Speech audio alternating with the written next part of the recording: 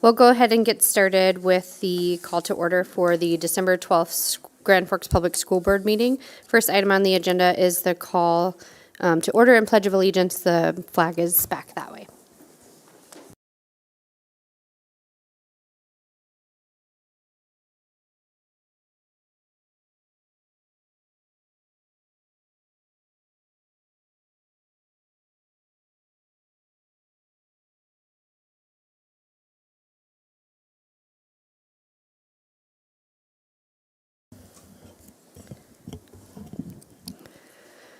Dr. Lunn is out sick today, so you all get me today. So bear with me as I dust off the president role going through the agenda.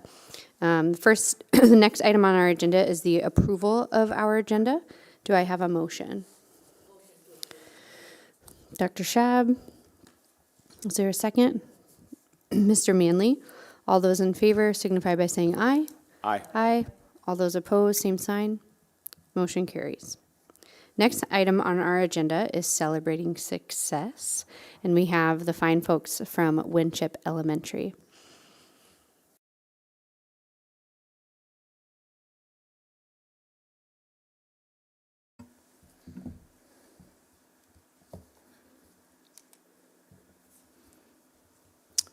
Good evening. My name is Travis Thorvalson. I am the principal at Winship Elementary School, and I'm here representing Winship Elementary School and many of these fine folks sitting behind me in front of you.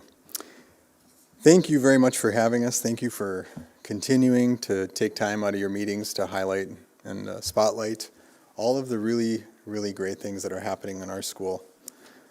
Despite sometimes what we do here in the media or in social media, our schools are still filled with incredible children that come from amazing families led by the absolute heroes of our society. And so it's great that you just pause and take, I think, some pretty important time out of our meetings to just spotlight these educators. Tonight we're going to focus on three arms, or three groups, or three layers that we think support our children most: our families, our staff, and our wonderful community. First, our families. It's hard to capture how important this group of people is to our school. We have Title I surveys that our families fill out, and we have HRS surveys that our families fill out, and we ask them lots of questions, and we have lots of families that respond very kindly. But two points of data stick out to us continually, and they stick out to us because in a world and at a time where there are a million things to do, a million things pulling our attention, our families show up in person time and time again. And so these 2 points up here I'd like to share.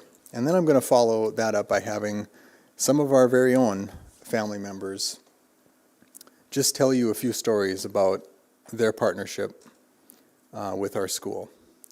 But first, the numbers. 5 to 6 years ago, we set a school goal.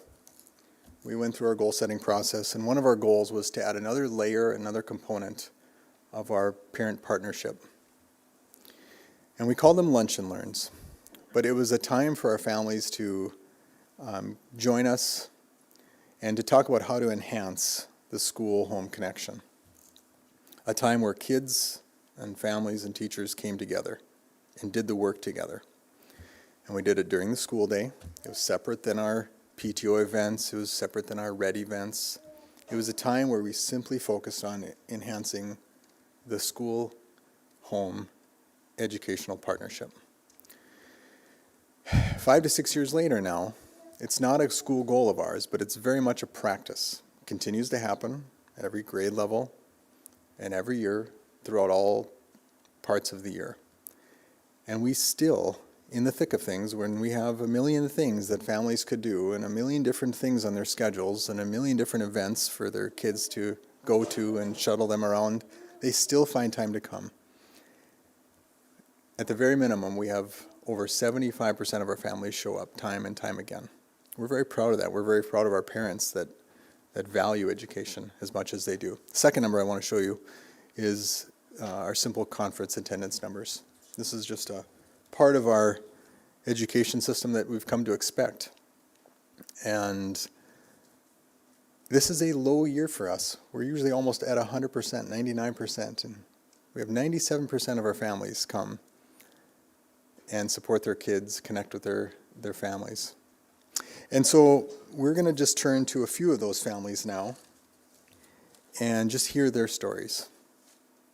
And to give you a sense, as you see in your packet, we're going to talk about our families first, and then we're going to talk a little bit about the staff, and then we're going to end with a community component. But first, our families. I'd like to first welcome Greta. Greta is one of Kylo's moms. We have known Greta and her wonderful family for, Greta, I don't know how many years. 5 years. Long year, no. And it's been wonderful. So we asked these family members to just say a few words and briefly share their experience and what they value about this educational partnership. Greta, thank you. Good evening, Dr. Brenner and board members. I'd love to take you through a quick journey of the kindergarten class that wasn't. My youngest was ready for kindergarten entry, had done the pre-kindergarten at West Elementary, only to find out they didn't have enough students to fulfill a kindergarten classroom and keep it financially feasible. This was a huge shock to a 6-year-old who had watched all 3 siblings go to their neighborhood school. We know how valuable neighborhood schools are, and we were welcomed with open arms and open hearts immediately upon entering the Winship School. The call that changed Kylo's life brought us to Winship. To say Kylo was nervous is definitely an understatement, and if you know Kylo, you know that dramatics are in full force. He's 9 going on 97 now. He fell in love with both the staff and the building. His first look at the school was the neighborhood library. And for a family that has over 3,000 books in their home, this tiny library that can hold 30 books was huge to him. And he thought, Mom, I can share. Look at what I can do, and I'm not even there yet. As an avid reader, he started reading to his own kindergarten class. And then COVID hit the next year. He was devastated.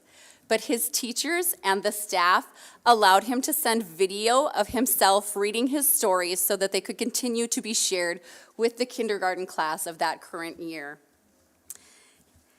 Later on in his kindergarten stay, he was asked to give a delivery of his favorite book. Sometimes it's intimidating for us as adults to be in front of a group of people. This child was in front of all 200 students in his school and got a standing round of applause from everyone. The value and confidence that brought to one single child is astronomical, and he is one of many, many children that this school builds up in their self-confidence. The holidays arrived, and the holidays can be hard for a lot of families, my family included. There was a ring at the door. I opened it to see his kindergarten teacher standing right in front of me. And lo and behold, the entire staff was spread out across our front lawn, there to bring holiday cheer. They sang songs, they shared engagement, and they brought happiness to a family that might not have seen it that holiday. Fast forward to last year, after the school's plays and COVID's ugly intervention, and he re-entered the school with that same joy and merriment because he was going home. I'm sorry if I'm emotional, but that's how it is. They have come to engage and become part of our family. They are not just an education, they are a village. Go Wildcats. Thank you. Oh, thanks, Greta. Greta has a way with words. Fartun, I'm so excited for you to meet Fartun. Fartun's another wonderful family member we get to spend time with. I don't expect you to know this number, Fartun, but I believe we have served 7 of your children. at our school? 6 coming on 7, right? Yeah, yeah. She asked if it was okay if she looked at her phone with notes, and of course. This is Fartun. Good evening. My name is Fortune. Close. Okay. My name is Fortune. So, my English not good. Sorry. So, I'm a mom. I'm a mom that has been with the Winship family for 6 years. Now I have 6 kids that have went are still attending and at Winship Elementary. At Winship Elementary, Winship is like a family to us, and I want to thank that has been with us through the year. Thank you.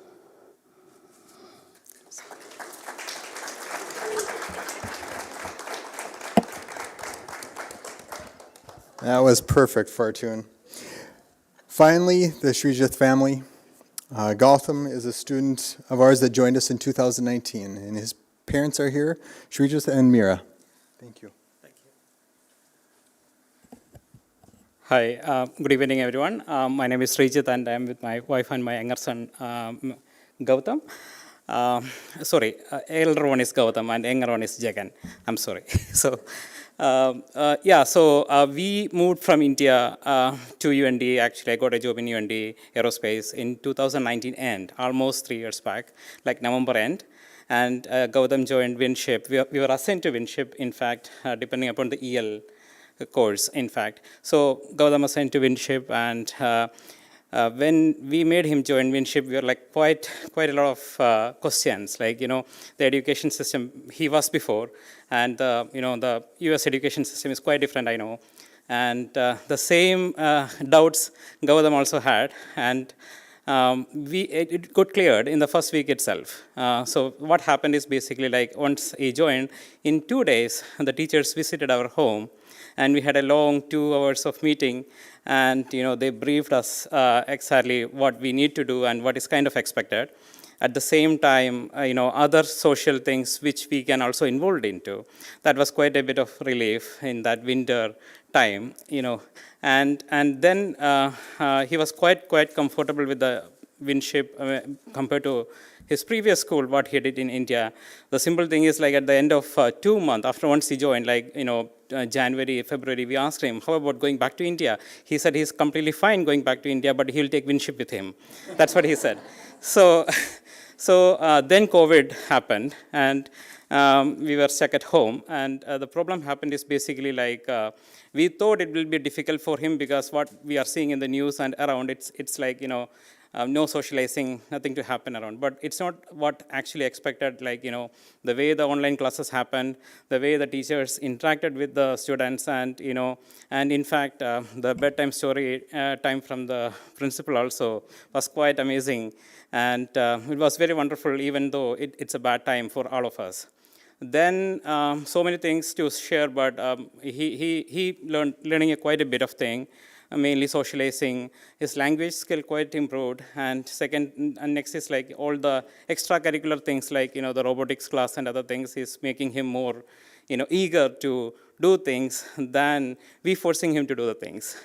So it's quite a happy time for us. I mean, in fact, only thing is like next year he's going to the middle school, and probably he'll be missing Winship quite a lot, and we too. Thank you so much. Thank you.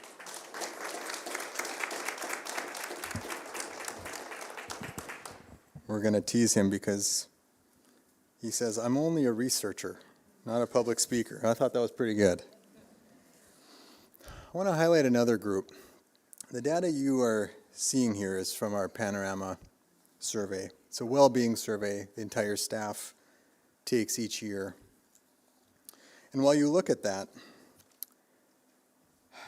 it's hard for me to find the words to share how much I appreciate the staff at this school. I think if I was a general manager of a baseball team and I could redraft, I would redraft this team, same team, 10 times over. They're just completely dedicated, completely engaged. They find so much meaning in this work. Very intelligent, but just driven.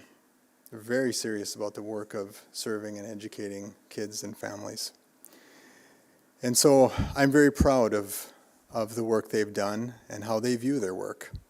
And so I'm excited for you to hear stories from three colleagues. We're going to start with Betsy McIntyre in 4th grade, move to Kayla Carlson, a teacher of English language, and then Karin is going to speak a little bit about the community engagement. So, Betsy, welcome you to the podium.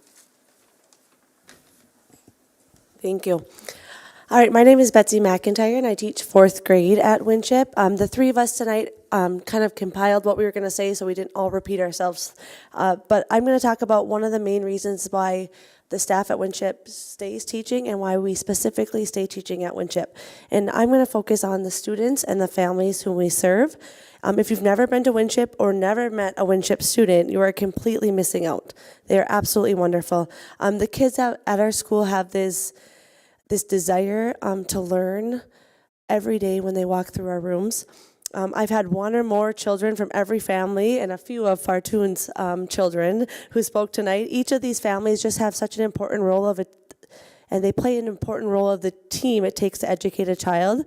We've worked with these families on some really hard issues, right? Teaching is hard, educating students is hard, but our team really meets our families and our students where they're at, and sometimes that might be at their home, and these families greet us with samosas and tea, and we are able to have these conversations that are difficult, but because of our trust with these families and these students, we're able to have them. I've learned so much about our families' cultures, and they've learned about mine. These families and these kids just continue to drive our staff to improve at our craft and to get better every day. We are lucky to know them. Thank you. Thank you, Betsy. Next, Kayla Carlson. Excuse me, as Travis said, my name's Kayla Carlson, and I'm a teacher for multilingual learners at Winship. Winship has been my home and family since February 2017. I feel loved, supported, appreciated, and valued there. The staff are some of the kindest and most empathetic people I know. Some people teach for the impact they have on students and family. I teach at Winship because of how much I learn from my students, their families, and the Winship staff. I cannot emphasize enough how much I have grown in my knowledge of teaching methods and practices, my own social emotional learning, and most notably, my cultural competency. And just this last week, I shared in a meeting that I am a much better parent from being a teacher at Winship. I even requested for my children to attend Winship because of how wonderful the school is. Winship is truly a shining star in the district, and I am thankful for having been given the opportunity to teach and learn there. Thank you.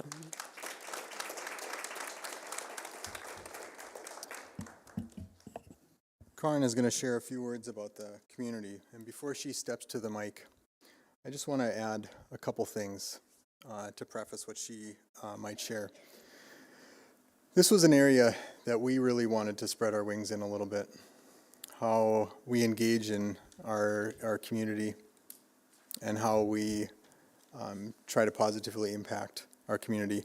Our theme this year is Be the Light, and how much we impact each other in a positive way with deliberate acts with purpose.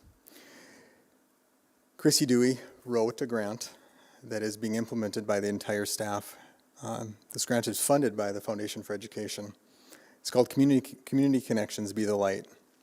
And one of our focus organizations is St. Anne's. And we chose St. Anne's because it is close. It's a community partner.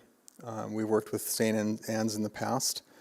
But it is a group that we could see ourselves working with and learning from.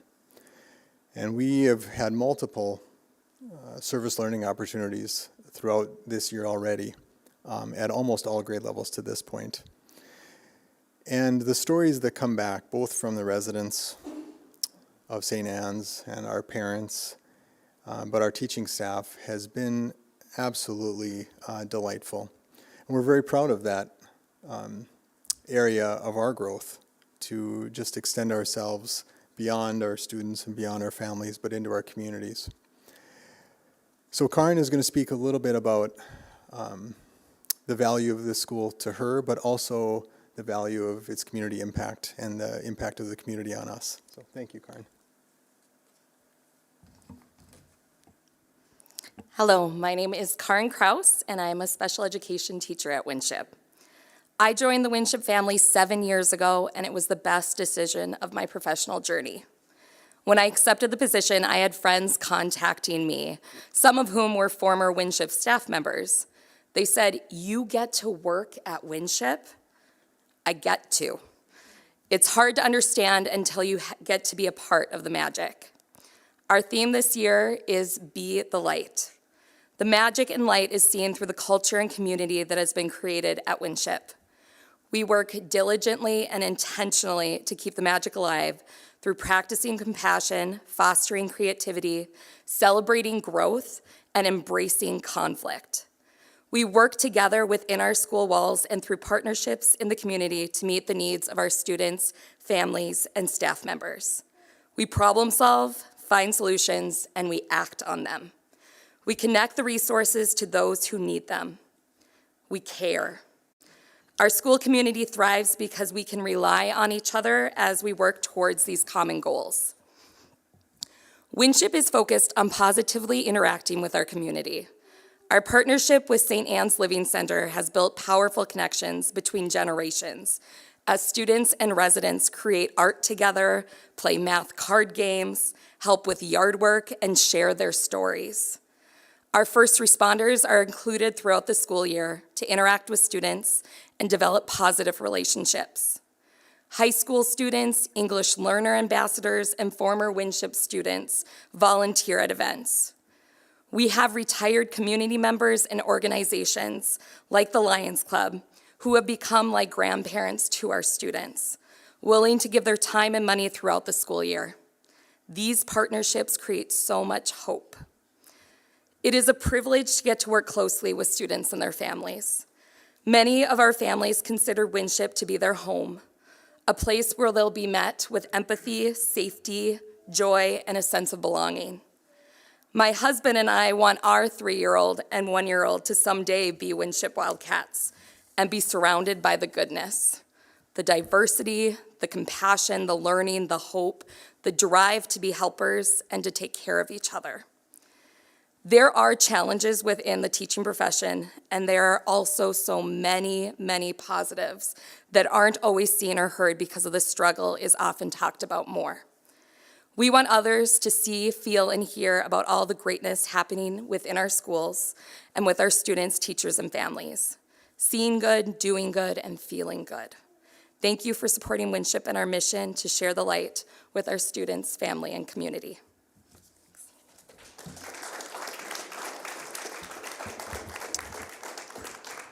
Few final thoughts. Rookie mistake, I clicked too far. Now I can't click back. But there's a great Fred Rogers quote, and I'm going to read it to you because it's worth it. You've heard it before, I'm certain. We live in a world in which we need to share responsibility. It's easy to say it's not my child, and not my community, not my world, not my problem. And then there are those who see the need and respond. And Fred Rogers says, I consider those people my heroes. Thank you on behalf of the entire Winship team for serving the school district in your roles.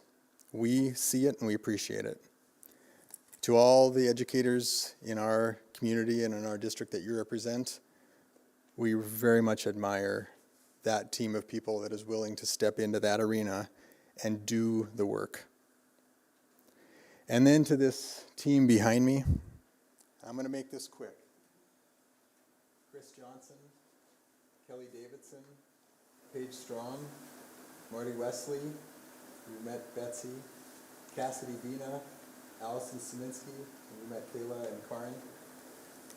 They are just gifts to this community and this school district, and I am just in awe of the chance to get to work with all of them. Thanks again for spotlighting the schools you serve. We appreciate it very much. Thanks for what you do.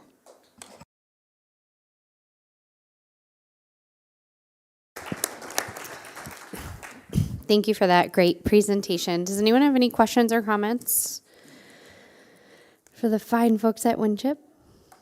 Go ahead. Well, I would just like to say thank you guys very much. I had the opportunity to come in and be in Paige's classroom during American Education Week, and it was so delightful. I had the best conversation with fourth graders, and it was just a pleasure to be there. I had a minute to go into your teacher's lounge, which of course I love, and it was just a nice place to hang out. So I was only there for a minute, but it just gave me a sense of what your building was like because you had so many positive messages going on in your teacher's lounge. So that to me is reflective of what you guys all just spoke about tonight. So thank you for all that you're doing, and thank you for such a wonderful message to the world that the teaching is a good thing to do. So thank you. You're welcome. Monty, did you see that you made the slideshow? See, this is why I shouldn't have. So Marty Wesley, she's our IDC, incredible mind, but she's also so creative. She put together that slideshow, and of course, that day was one of our favorites of this year, and you joined us. So I just want to make sure you saw your picture in there. Well, thank you very much. I did, and I think Marty did a good job typing that up. I just want to say. I had Marty in typing class just a couple of years ago, so.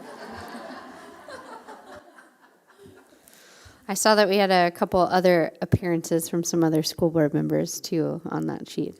Dave, did you have something? Just wanted to echo a bit about what Monty said. Was pleased to receive an invitation to be a part of American Education Week as well. And if you notice my photo in the packet, that's exactly what it felt like the entire time. I wish I had time for the other 800 questions that those students had for me. We just talked about making an impact, and they are so eager. And there's something about students who, as you said, have that drive and want to be kind and want to help one another. So shared lunch with them as well. It was just a joy. So I just wanted to say thank you for the invitation. It means a lot for us to have the opportunity to come in and be a part of what's happening in your building. So thank you. Thank you very much. And for those of you who haven't been to a school board meeting before, you're more than welcome to stay. But now, if you want to exit, is your time to do so. So we'll give you a minute to scuttle out. Moving on to the next agenda item is the approval of minutes from November 28th, 2022. Is there a motion for approval? Bill? Second. And second by Dave. Any questions or comments? All those in favor signify by saying aye. Aye. Aye. All those opposed, same sign. Motion carries. Okay. Now we will entertain public comments. I have two blue slips, so if you haven't filled out one, if you could fill out a blue slip and send it down the aisle here. Just a reminder on the procedures for public comments. Individuals wishing to address the school board are asked to complete a blue card in its entirety and wait to be invited to speak. Each person may speak for up to 3 minutes. No individual may speak on the same topic more than once. The chairperson reserves the right to limit comments or the number of speakers. School board members shall not engage in a response or enter into a debate about any issues, and all public comments or concerns will be directed to the superintendents of schools, who will deal with them according to the policies adopted by the board. The first speaker is Mr. Brad Sturlugson. And Mr. Sturlugson, your address is missing complete from the blue card, so if you just state it for the record, that'd be great. Thank you. I live in Grand Forks, the city of Grand Forks, so I took from school here. I don't think I need to say my address. I don't want it out there so people can come harass me if they don't like what I have to say. So you can look in the records at your office, you can see where I live at. Okay? Or do I have to say it? Is it legal? Is it? It's fine, go ahead. All right. The reason I was here a while back, and my main concern is the way the school is teaching our children. They're not teaching them what they need to know. My children, I have 2 in middle school, 1 in grade school. My middle school kids cannot read cursive writing, and that is not my fault. That's the school system's fault. So whatever committees have curriculum or doing the curriculum are not doing it correctly. When pretty sure they can't even sign their own name. They can write, but that's about it. They cannot read a written letter. They print everything that they do. Now, I assume the school is supposed to teach them that. Am I wrong? I don't know. Unless they've gone off in some direction, I have no idea what it is. So I'd like to know what the curriculum is for grade school and middle school. I've seen the one in high school, but middle school and elementary, I have no curriculum because my children can barely spell.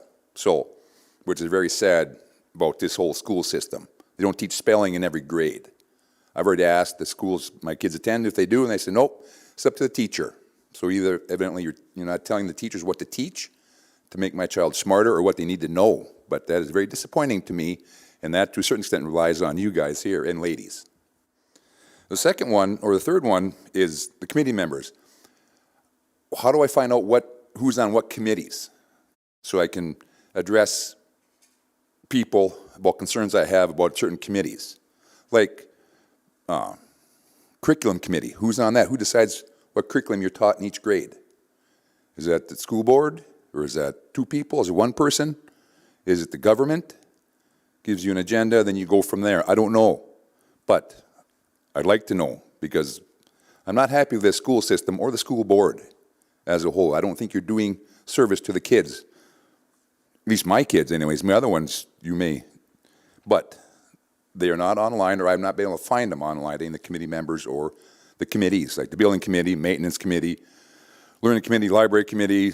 I don't know what other committees there are, but I know there are committees that decide what happens, when things happen, and how they happen.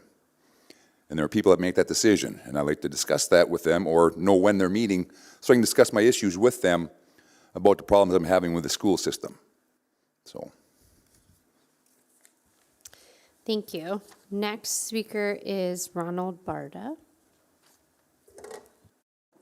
Hopefully you'll listen to me, Miss Lewis. I saw you spending all your time on your computer just then. That was pretty sad. So with that said, we've got 8 months at $10,000, $10,800 tied up into the book review.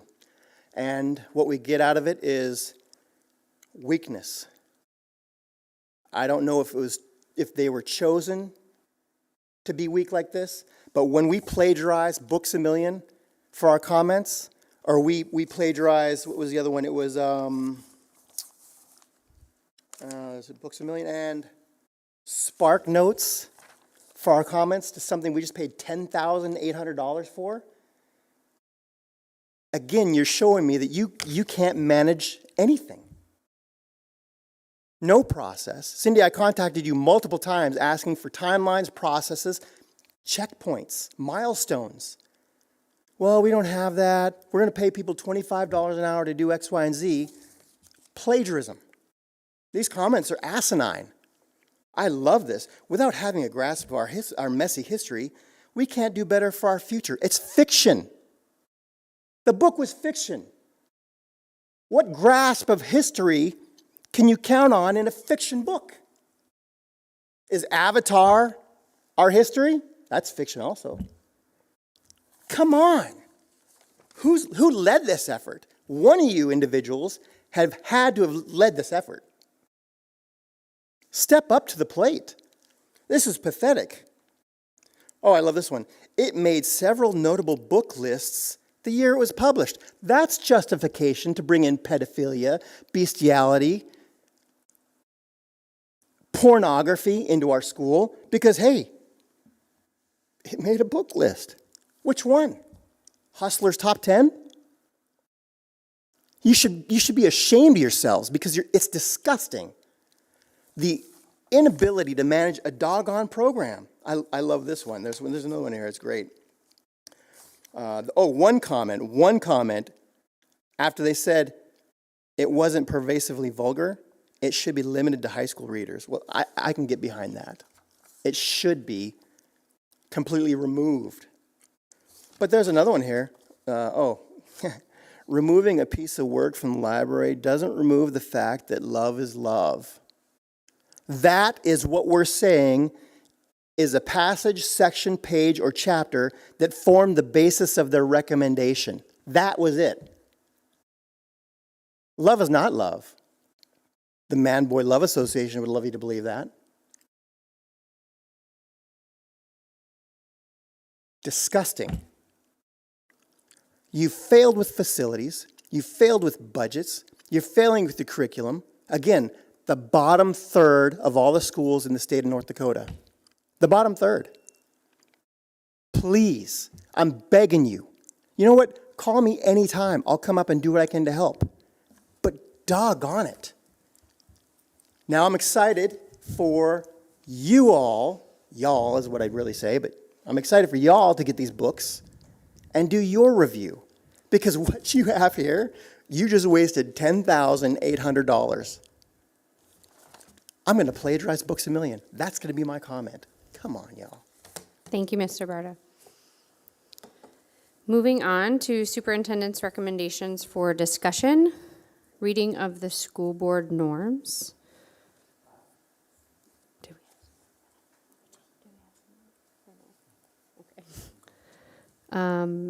Cynthia, do you mind reading the school board norms? Time, Oh, but well, yes, there you I go. can do See? it. I should get a lucky scratch off or something. Be prepared, be on time, value and respect each other. I'll see how much I remember. Yeah. Exercise thoughtful and deliberate actions at the board table.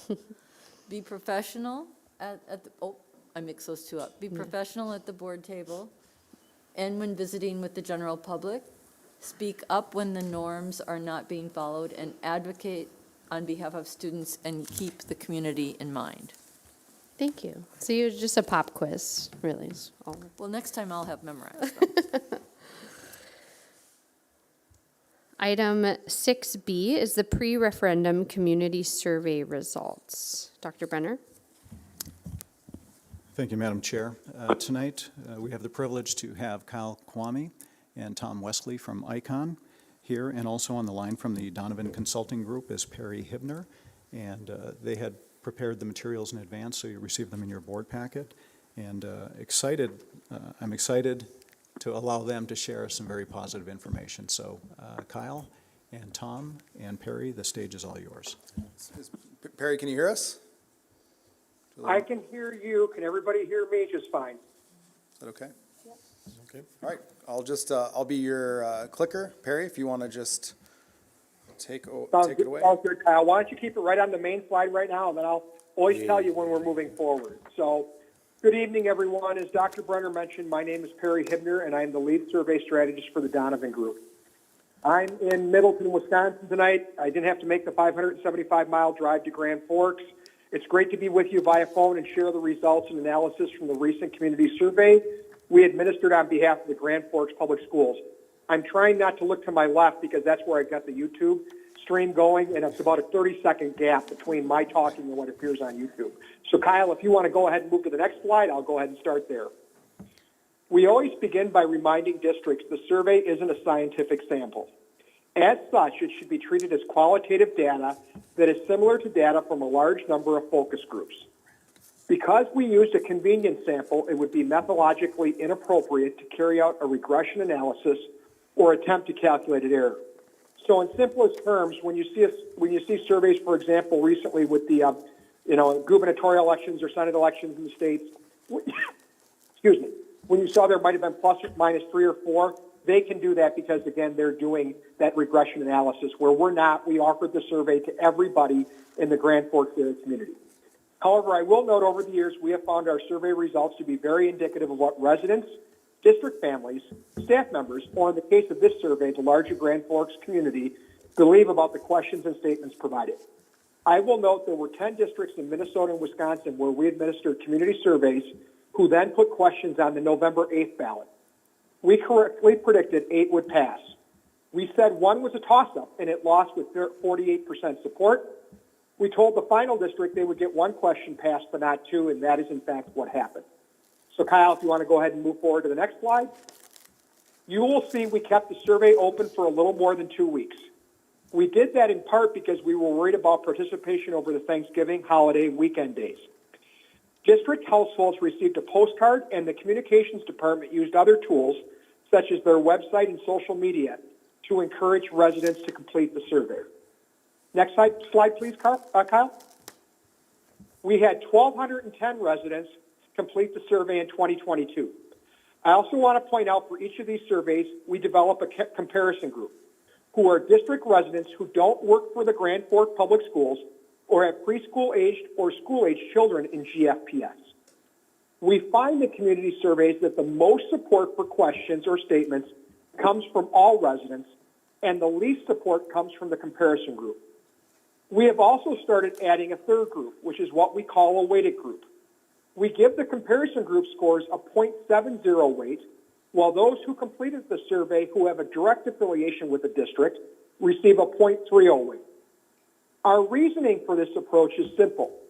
In most communities, between 65 and 75% of all eligible voters don't have children in schools. We believe by giving that group a 0.70 weight, it most accurately represents what would happen should a referendum question be placed on the ballot at the time the survey was administered. So before I have Kyle move on to the next slide, just a few other things of note. The survey contains 6 demographic questions, 2 qualitative or open-ended questions or statements, and 13 quantitative questions or statements. Last week, Dr. Brenner and his team, along with members of the architectural and construction firms, reviewed the draft report, and we decided which questions or statements would be included in tonight's presentation. I will note that we used 70%, I'm sorry, that was from a different one. So let me, with that point, go ahead, Kyle, and move on to the next piece, which should be the question 8 from the survey. I am satisfied with Grand Forks Public Schools. More than 71% of all respondents and 58% of the comparison group are satisfied with the district. These numbers are comparable to what we are seeing with other Midwestern districts over the past couple of years. However, it is important to note that 5.45 to 10.71%, depending on the group, had no opinion. Additional engagement efforts over the next year would be one way to raise the percentages of those who strongly agree or agree with this statement. The other thing I'll note is that when you're talking about satisfaction levels, in some senses, they also determine a baseline for how potential options on either operational or capital questions are going to be received. And it makes sense. You know, the reality is people who aren't satisfied with a school district are far more likely not to agree with any solution you put out there. People who are satisfied with the school district are far more likely to support options you put out there. So Kyle, we'll go ahead to the next one. And that's question 10 from the survey. How familiar are you with the school district's facility challenges and the assessment and planning process the school board is using to find solutions? And as you can see, more than 86% of all respondents and more than 87% of the comparison group indicated they were well informed or had some familiarity. But with 13.64 to 12.66%, again, depending on the group, having no familiarity with the process, there appears to be ample opportunity for the district to continue to engage stakeholders in the coming months. And the reality is those will be the people on the next few slides who have said maybe they either support or agree or disagree, but they aren't necessarily in the strong category. So it's a way to solidify support moving ahead. So the next slide, Kyle, which is question 11 from the survey. Based on the information provided, I support the district taking action now on Valley Middle School. I will note right away that in most cases, the percentage of respondents who strongly agree or agree with addressing facility needs tends to be higher than the support for specific solutions. While we did not ask a general question in this survey, it is important to note we often see a drop of 5 to 10 percentage points when a date is added and a specific solution is asked. Notably, more than 83% of all respondents and more than 73% of the comparison group strongly agree or agree that the district should take action now on Valley Middle School. This bodes well for the district if the right facilities option and tax impact are determined. Next slide, Kyle, whichever one is question 12. And that was the question where we asked, would people vote yes on a $54.7 million referendum question in the spring of 2023 to renovate Valley Middle School? And 48.7 of that would do the renovation, with $6 million to build a district kitchen at MSEC. All right, more than 56% of all respondents would support that capital bond referendum question in the spring of 2023. That number dropped to about 45% of the comparison group, and it bounced up to about nearly 51% of the weighted group. Kyle, I'll have you move on to the next slide, which is question 13, where we instead asked, would they vote for a slightly higher capital referendum question, this time $61 million, which would demolish Valley Middle School to build a new one for $55 million and still build a district kitchen for $6 million at MSEC. And as you can see, more than 73% of all respondents would support a $61 million capital bond question in the spring of 2023. That number dropped to about 61% of the comparison group, while the weighted group was at 66.09%. I will note it was interesting to me that all three groups were more like this option by 15 to 17 percentage points versus the previous one. And I saw that there was an article in the Grand Forks Herald about my discussion with Dr. Brenner and the team last week, and what I said is what I would say here as well, which they quoted me on, which is that, again, from what we saw not only on the responses to this quantitative question, but the qualitative responses, I would say a vast number of people who took this survey feel like Valley Middle School has reached its shelf life, and that it's a far better economical solution to build new than it is to refurbish. So we'll move on to the next question, because there were a couple other things we wanted to find out from residents in terms of things that could be on the 2023 spring ballot. So first of all, we asked another general question about, based on the information that was provided in the survey, I support the district taking action now on safety and security measures, and I think the important part here is throughout all of the buildings within the district. And as mentioned earlier, in most cases, the percentages of respondents who strongly agree with this type of statement tends to be higher than the support for specific solutions. Also, I will note that questions or statements about safety and security upgrades almost always score higher than anything else on community surveys. The statement often sets the ceiling for support for specific solutions. It is strongly encouraging that nearly 89% of all respondents support taking action now. It is also positive that more than 82% of the comparison group strongly agreed, with 85+% support from the weighted group. So Kyle, we'll move on to the next slide, which is question 16 from the survey. And in this one, we asked about an $18 million being used for safety and security upgrades, and then we talked a little bit about what those would be. And as you can see, more than 77% of all respondents would support that capital bond question in the spring of 2023. Nearly 66% of the comparison group and more than 71% of the weighted group also supported this statement. This is a very strong result moving forward. Next slide, Kyle, which again, everybody, is question 17. And then we asked one question about, in terms of for the spring of 2023, about doing some roof improvements with the idea we would do some now and some in the next 5 to 10 years. So as you can see, more than 78% of all respondents, nearly 68% of the comparison group, and more than 72% of the weighted group would support a $7 million capital bond question in spring 2023. Again, this is a solid result that bodes well, provided the right questions are included on the ballot, and we can talk about more at the end here. So at that point, we wanted to ask a few questions, and one thing I remind everybody when I do presentations is that surveys not only allow us to gather information to make decisions, but it's a great opportunity for districts to educate the community. So what we've done with these next few questions is educated the community about the fact there are some other needs the district has that we don't want to put on the ballot in 23, but at the same time are things we're looking at over the next 5 to 10 years. So one of which was question 18, which is I would vote yes on a $15 million capital referendum question in the next 5 to 10 years to add classrooms to several elementary schools. And as you can see, nearly 67% of all respondents, more than 59% of the comparison group, and nearly 63% of the weighted group would support that capital bond referendum question. This certainly suggests the community would support such a question on a future ballot, although remember, surveys are snapshots in time, and results often change significantly over time. The other thing I will note is, again, going back to the qualitative responses, because we said several elementary schools and not all elementary schools, there were a fair number of people who brought up questions about, will it be my child's elementary school that will receive an upgrade? So there were questions about that obviously the district will need to address over the next few years. All right?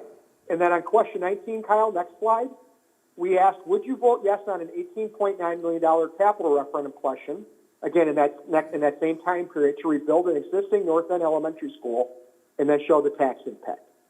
Nearly 66% of all respondents, more than 55% of the comparison group, and more than 60% of that weighted group, which again, I reminded you before, that's a 0.7 weight for comparison and 0.3 for the people who have a direct affiliation with the district, would support a capital bond referendum question in the next 5 to 10 years on the north end. Based on the qualitative feedback, it does appear there are some concerns about what schools would benefit from the rebuild, along with concerns about whether enrollment growth on this side of the city warrants such a plan. Next slide, Kyle. And then we asked the same question, but we said, what if we did it with a South End elementary school to relieve at-capacity elementary schools on that side of town? And then more than 60% of all respondents, more than 50% of the comparison group, and 56% of the weighted group would support that capital bond referendum question.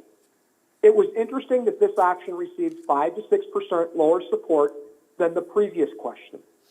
Based on the qualitative feedback, it appears there are some concerns about what schools would benefit from the rebuild. It also may seem like parents with children at this level feel pitted against one another. So that's something to think about as you're going forward.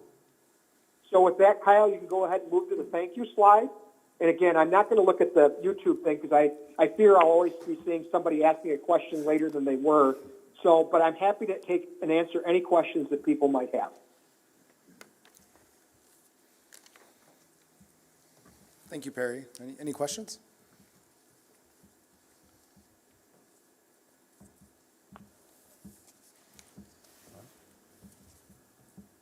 Any questions? I think, go ahead. I have a question, gentlemen. So with the results of the survey at hand now, so what are the next steps that you would recommend, and or maybe you guys have already discussed this? I would be curious about that. So I appreciate you asking that question. So as I mentioned to Dr. Brunner and the team last week, the first thing I always tell any district is I don't make recommendations other than to rely on the data. All right? And the data is very strong for the district. I know that this dollar amount was asked in 2020 and those questions failed, although it's my understanding that there was also some talk about some consolidation of elementary schools. And obviously, anytime you add anything, that changes the dynamic a bit. And I would say with consolidation talk previously, that probably took people who are most likely to be your most supportive referendum, to vote yes on a referendum question. That's your families. And all of a sudden now they have a reason to vote no. What I will say when we talked last week as well is that one of the challenges here is certainly there's support to do all three of these things in May 2023. However, I also know, school boards struggle with, do we try to do all this now? What happens if it doesn't pass? Do we ask these questions separately? I would say, and then if you don't do everything now, will you hear from a segment of your residents who say, wait a second, we told you we supported this. Why are you only doing 2 of the 3 things? What I would say is trust your data, but if you're not going to if you don't feel like you can do all 3 things, prioritize what's most important and make sure you explain that to the community so they understand why. So on the project side, to kind of elaborate a little bit on what our next steps would be, we were selected several months back with Cunningham, a national architecture firm, to go through the process of a pre-referendum process with Valley. So what we've done now is we've validated that the community supports doing something.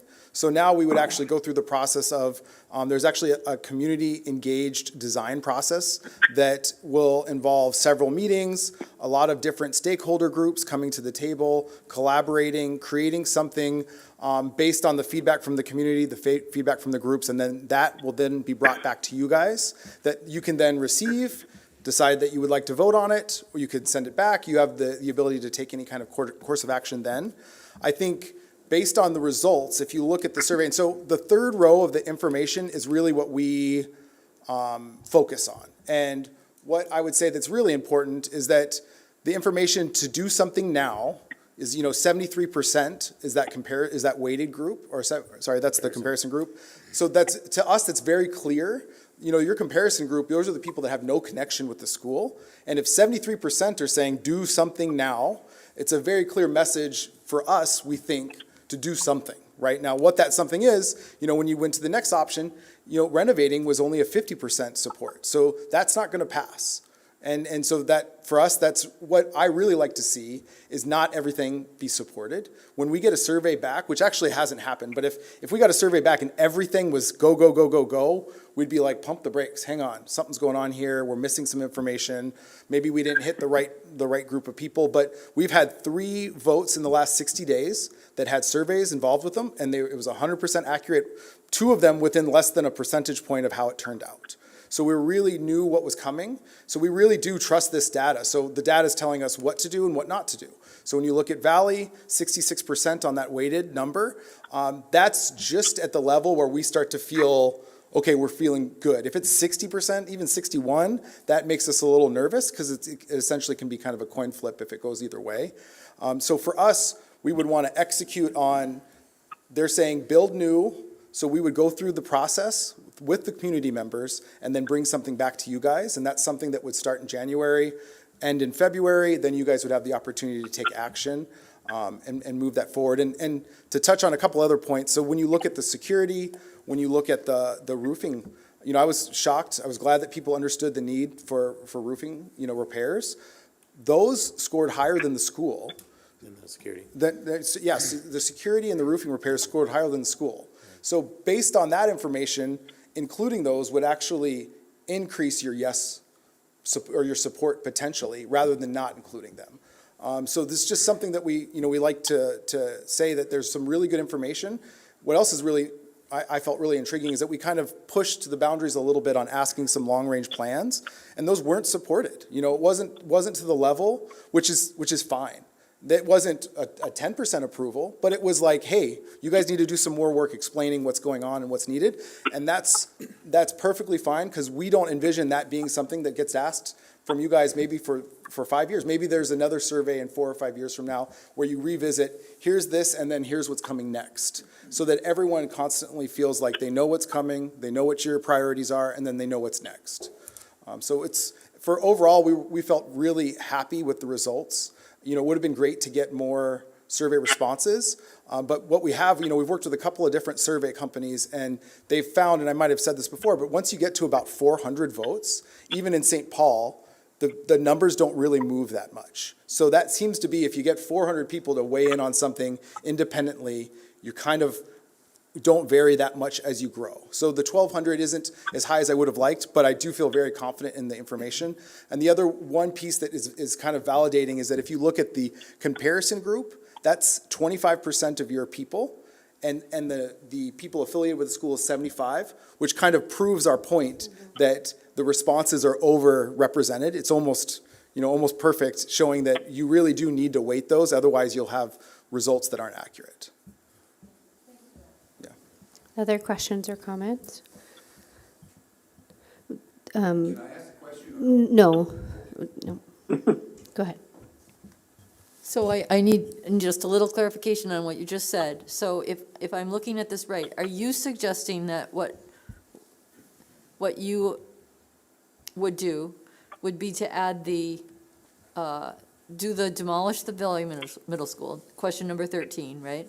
And bring in question number 16 with that, which is I would vote yes on an 18 million amount added to the capital referendum question in spring 2023 to address safety and security concerns?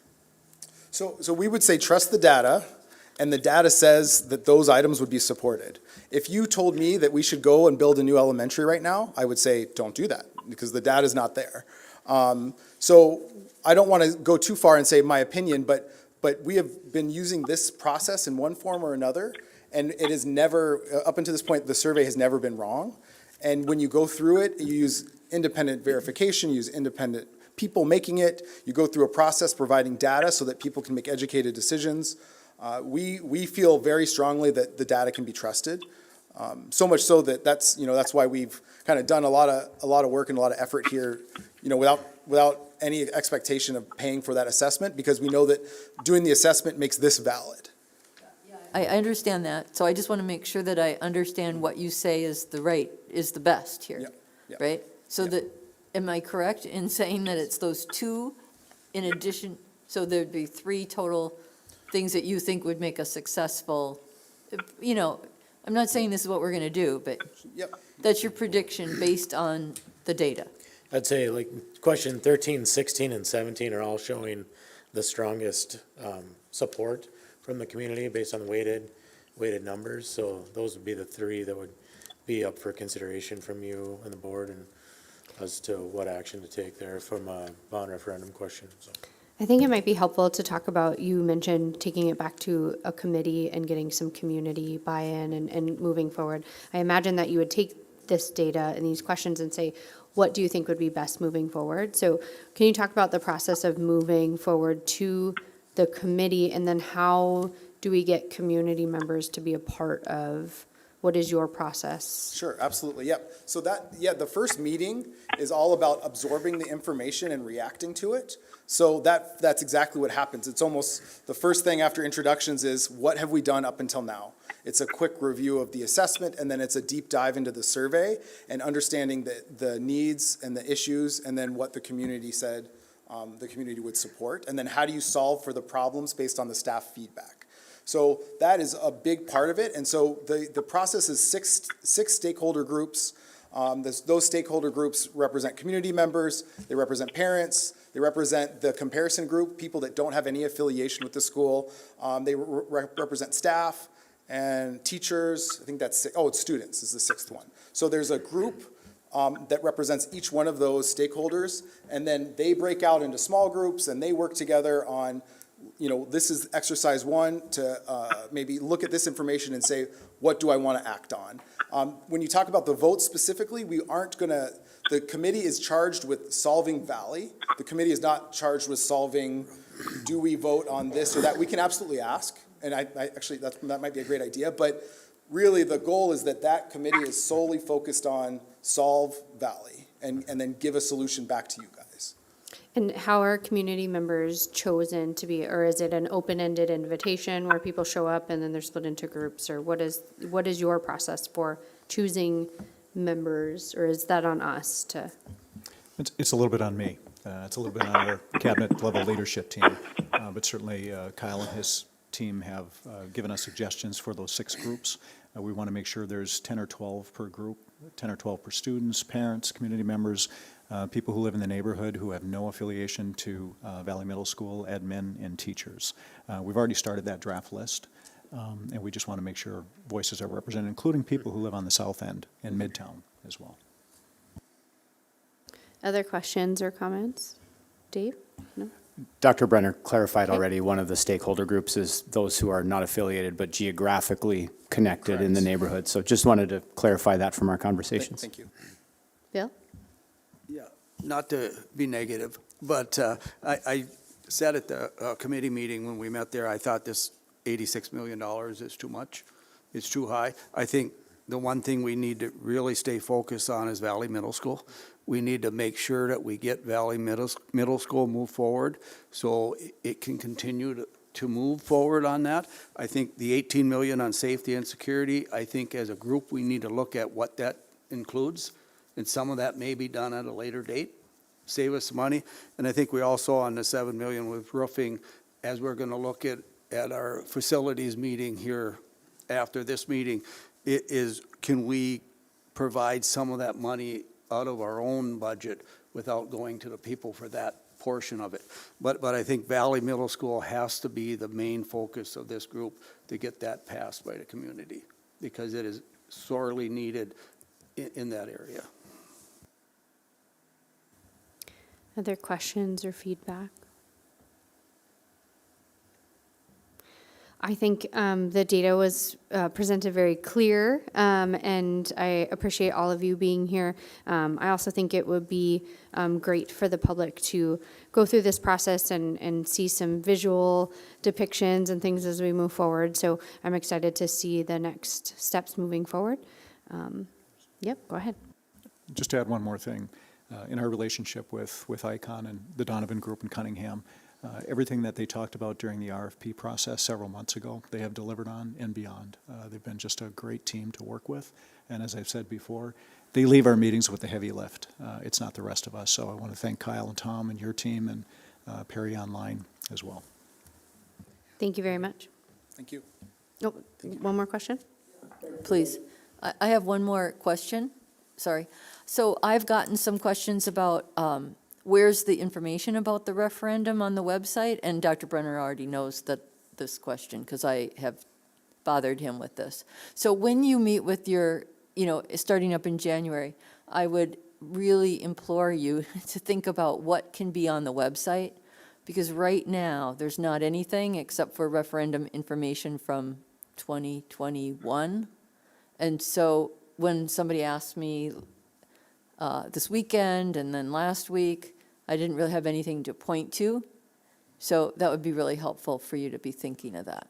Sure, absolutely. And I think we have the assessment on there, and I think now that this has been released to you guys, I think this will go on that site. I know that we worked with Tracy in there. Maybe we just need to coordinate and clean it up and make sure it's easier to find.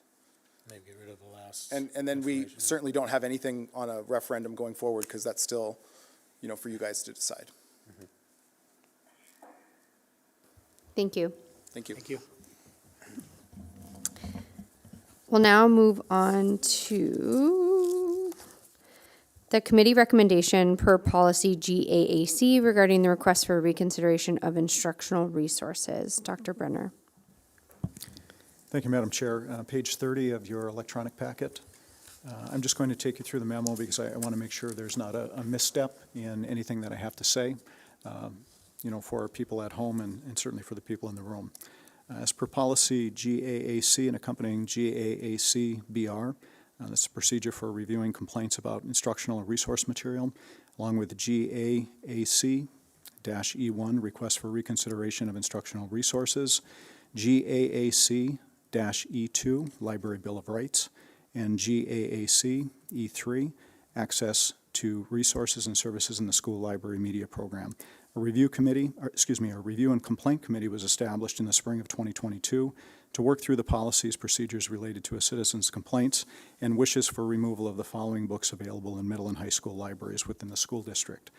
And those books were 19 Minutes, Extremely Loud and Incredibly Close, Beloved, Girl to Girl, The Bluest Eye, and Dead Until Dark.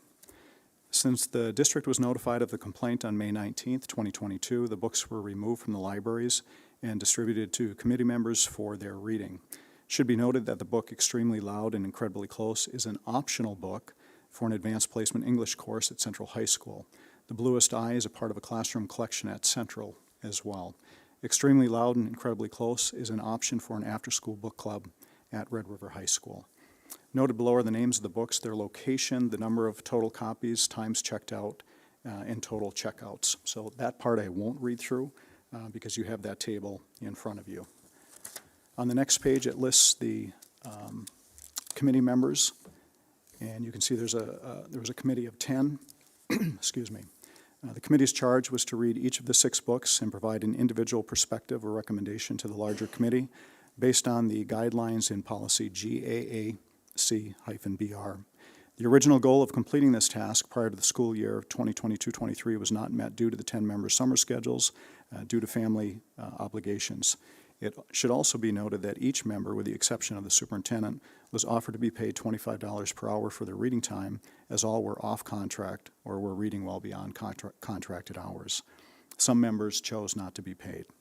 The committee touched base throughout the summer, June, July, August, and early September to gauge each member's progress.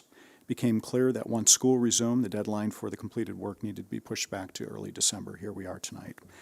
The cost of the committee's work was as follows. We needed to order some additional books because there weren't enough for all committee members. And you can see the reading time, the payroll request forms that were turned in by colleagues, staff members, was $10,162.50 for a total cost of $10,800 and some change. The committee used the following table, which falls under the review procedure, GAAC-BR, specifically number 5A through D, to compile their perspectives after reading the book. 9 of the 10 committee members completed the table questions below. And those were, and I'm just going to go through that, the book title, and the first question is the material pervasively vulgar. The second question is the material educationally suitable. Third question is the material age appropriate. And then the fourth column is the material part of the curriculum and forces students to profess or deny a belief in what they are reading or engage or refrain from engaging in a practice contrary to their religious beliefs. And then there's a comment section. Composite results can be found on attachment A, and we'll get to that. At the committee's meeting on December 5th, 2022, members provided input on each of the question books. While each of the books had passages that could be perceived as offensive to the reader, when the books were read in totality, the passages were considered real-life experiences and part of the overall book's meaning.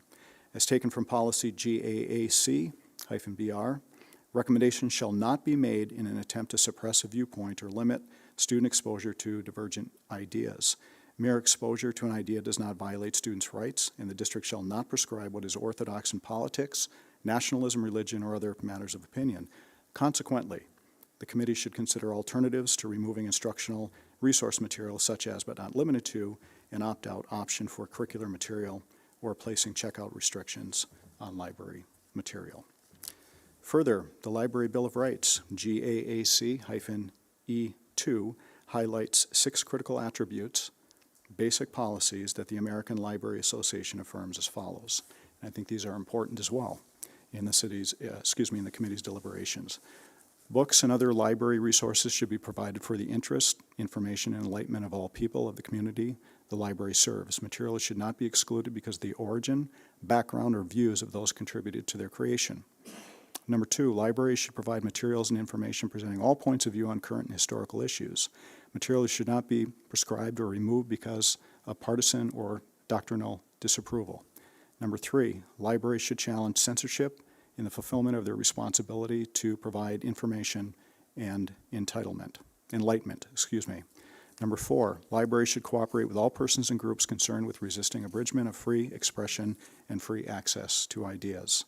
Number 5, a person's right to use a library should not be denied or abridged because of origin, age, background, or views. And number 6, libraries that make exhibit spaces and meeting rooms available to the public they serve should make such facilities available on an equitable basis, regardless of the beliefs or affiliations of individuals or groups requesting their use. Before I get to the recommendation, which you've already seen, I do want to address a comment that was made about some of the comments that committee members wrote. Because in the policy it does talk about what are the passages that led to committee members' recommendations. And we talked through that at great length. This was a new policy for us. In order to take passages to drive one's decision, we would be copywriting the book. And because you have to read the book in totality to come to some recommendation. So that's why you don't see passages. So I just wanted to just highlight that.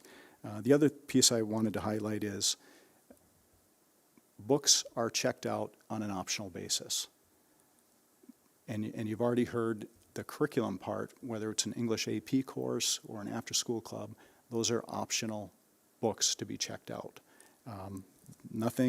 There's no mandatory or forced reading put upon anybody. People have choices. So with that, rather than me go through all the accompanying pages of the comments, it's the committee's recommendation that all 6 books, I won't take them one at a time, but that all 6 books should remain in their respective libraries at the campus level. So as a result of that, the committee has completed its work. It's been a long time coming. There's been a lot of hours spent on reading. Whether it was listening to books, walking, or reading, or just finding time to get it done, was a challenge for all of us. But now it's incumbent upon school board members to read the 6 books in question and return to the boardroom at a later date with your recommendation. And thank you for allowing me to read through that in its entirety. This item's on our agenda for discussion only. Does anyone have any questions or comments? Go ahead. I had asked Dr. Brunner this, but it was late in the day, and I didn't have a chance to follow up, and that is, so I am a librarian by training, and in my experience, the question on the form that says, have you read the book in its entirety, is, what I want to know is, I thought it was a requirement that someone who's complaining about a book have read the whole book, and in this case, the forms don't have that question answered. So I don't know if there's an answer to that question, but it's something that I'm going to try to find something about what the American Library Association recommends. Thank you. In our old policy, just a refresher that this is a new policy for us under the North Dakota School Board Association. In our old policy, it did require the complainant to read the book in its entirety. This does not have that. And the person who complained about the 6 books clearly did not read the books. Any other questions or comments? Okay.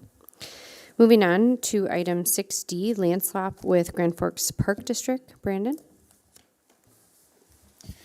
Yes, thank you, Amber, members of the board. Appreciate the opportunity to bring this one forward here. As we just heard from the survey results, there's some strong reason to believe we may have a referendum coming, and so Grand Forks Public Schools Administration is getting ahead of some of the conversation around the Valley Middle School site. In the memo, you'll find a little bit of context here around the concept of a land swap with Grand Forks Park District. The current building sits on a 10.96 acre parcel. On the west edge of that parcel, it butts up against University Park.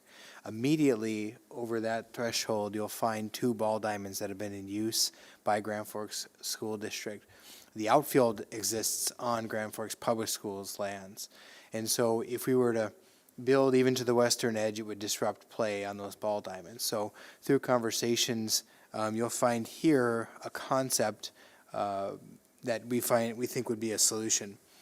This would be essentially a land swap of 1.96 acres on the west that currently owned by Park, be swapped with 1.96 on the east of the parcel currently owned by public schools.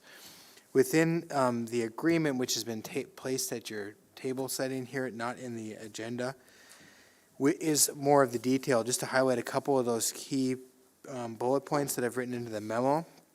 The 1.96 are equal parcel and equal value, so it would be an even trade in that way. This also contemplates Grand Forks Public Schools agreeing to an even swap of delivering a completed 2 ball diamonds to Grand Forks Park before the property is actually swapped. So that would include demolition of backfill, and then completed with the backstops, baseline fences, and agrolime. Also to note, just for your attention on the west edge, if you've been over by that property, you would notice a change in elevation. So we've looked at drainage requirements of University Park. There is some infrastructure underground, and then there's even just flow of the water on that west edge of the property that just need to be considered. This has been looked at by our lead architects on the project, ICON, as well as the City of Grand Forks folks and the Park District representatives as well. And then most importantly, perhaps, is that this agreement contemplates a successful referendum. So everything written into this would not be triggered unless there was a successful referendum that would really require the movement of that building. Grand Forks Parks District approved this agreement at their board meeting December 5th, 2022. For us tonight, this is just conversation, just a discussion. The plan is to bring this back on January 9th to the full board again. And just to explain the attachments here, I think I've articulated what you're looking at here, but would be happy to just point out Exhibit A just really shows the 2 different parcels at play. Or the first page of Exhibit A. Page 2 shows what currently exists for the property line and the outline of the current building, whereas the third page actually puts together a site design that's very conceptual in nature, would be informed by community input, it would be informed by your input, but this could just show you the one concept requiring that western edge. Lastly, I would point out Laura Cobb, attorney at law with Olson, Jutton, and Sandberg and Reitner, our legal representation in the project. Also, the Park District's legal representation has been a part of the conversation, and she is present here in case there's any questions about how we've gotten to some of the legal framework around this agreement. But otherwise, I'm happy to answer any questions on this. Happy to, also Dr. Brenner's been a part of these conversations as well. Any questions or comments from board members at this time? Go ahead. Are these, or is the baseball diamonds that are currently at University, are those busy and used frequently? Yes, yeah. They're used throughout the summers, they're right up against even our own football field, very busy, and so their top concern was being a good partner in this process, but ensuring that they would still have use to those ball diamonds in the future. Thanks. Additional questions or comments? Go ahead. Is there current, at the current ball diamonds, is there current access to porta potties provided and maintained? Do we have concern about doing that? I just don't feel that we have that at any of our current sites, and so I'm just looking at that. The position of the ball diamonds right now, that's closer to that central part of University Park where there's actually brick and mortar bathrooms. So the concern was moving the ball diamonds away, what would we provide for them? I would say it's my understanding too that most of the parks that are away from facilities that are park district have a porta potty or some sort of, if you can answer that, Bill, but I think there's some, maybe not most, some, yeah. Most of them do that. But it's park district maintained. All of our out parks have porta potties that we use, and it's mainly during the summer. Yeah. Summer months, so they would be there 3 to 4, 5 months, you know. And the diamonds are used by mainly younger kids, which this would still leave the park district the opportunity to run leagues with those diamonds. So this, I think this is a good, you know, with the need of moving Valley to that point, this is a good decision by both. And it also leaves, if you look at it on the outside of the diamonds, being against North 20th Street, the backstop part, it still leaves more green space there for the football, you know, Phi-Ed department to use off the football field. So it almost gives you 1.5 football, soccer field available to use. Any other questions or comments at this time? Okay. Thank you. We'll move on to the high dosage tutoring update. Dr. Lewis?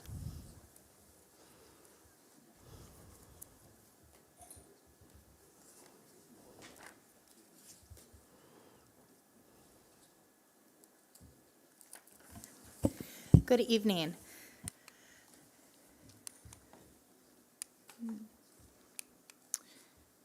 I'm not sure what I'm doing incorrectly here. Do you want to maybe? My apologies here. There we go. Thank you.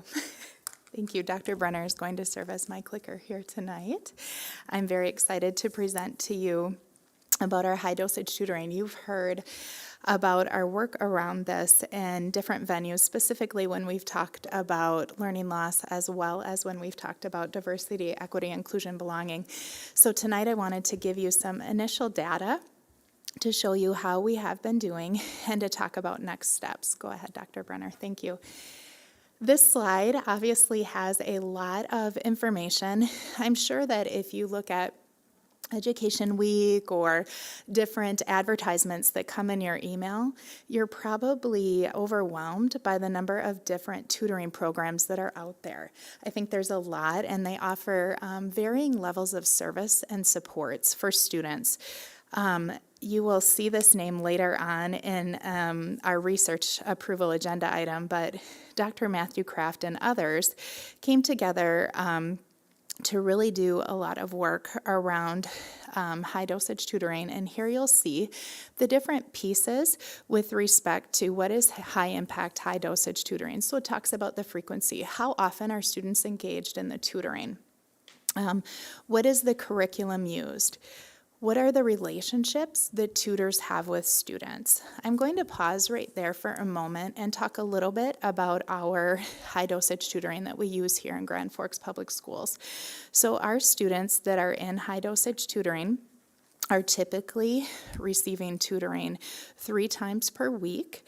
This is not meant to be an all-year tutoring. Otherwise, if they were in the tutoring all year for the same subject area for 3 days a week, that would tell us that that's not the right intervention, because that's not something that if they're not showing that demonstration of standard after the interventions, then that's not the correct intervention for the students. So you'll see anywhere from 8 to 12 weeks, approximately 3 times per week. You'll see a little bit later on that some of our schools are actually requesting more tutoring sessions for students.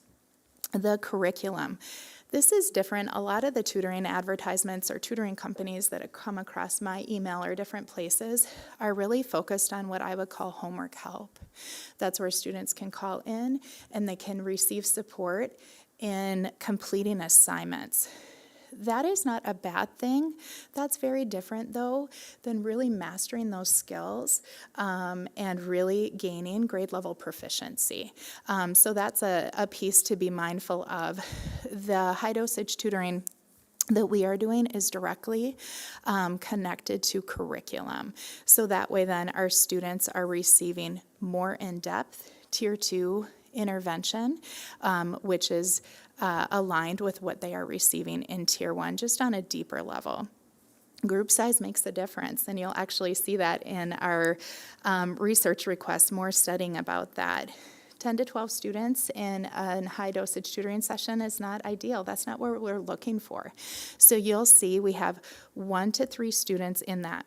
When we talk about relationships, some tutoring that is offered, and I'm talking about commercial tutoring products, that's really where, especially around the homework help, you kind of get who you get, whoever is there to receive your call. Our tutors that we have, they're virtual tutors, but they're live, and it's the same tutor that our students receive each time they have the session, with the exception of an illness like we would have with a teacher, and then there would be a substitute tutor. Last year when we had talking with students at Wilder, one of the students' parents actually commented that this was another trusted adult in the life of their student. And while that seemed like a very obvious comment, I had completely overlooked that. When we were doing the programming, we were looking at where are we at with academics, what are we seeing with the growth, what is the data showing us?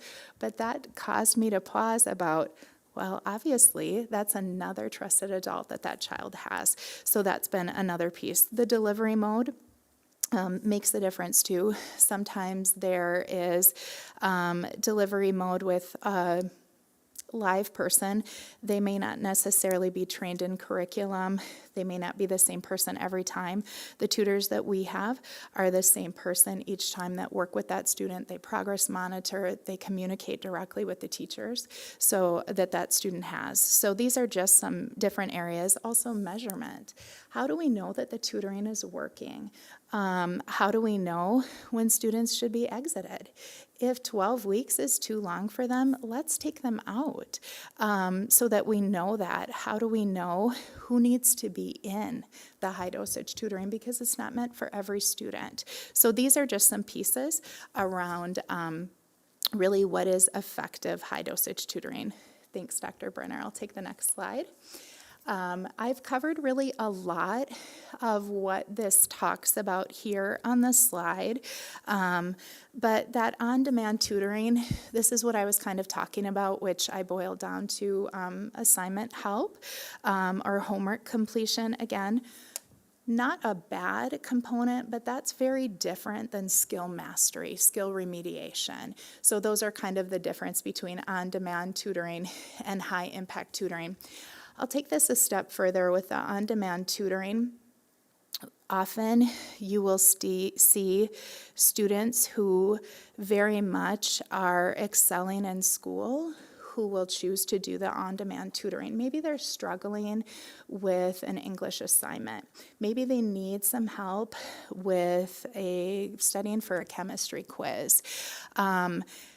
The high impact tutoring really has impact on students who have shown, oftentimes pre-COVID, as well as definitely during and after COVID, really shown to have proficiency much lower than grade level standards.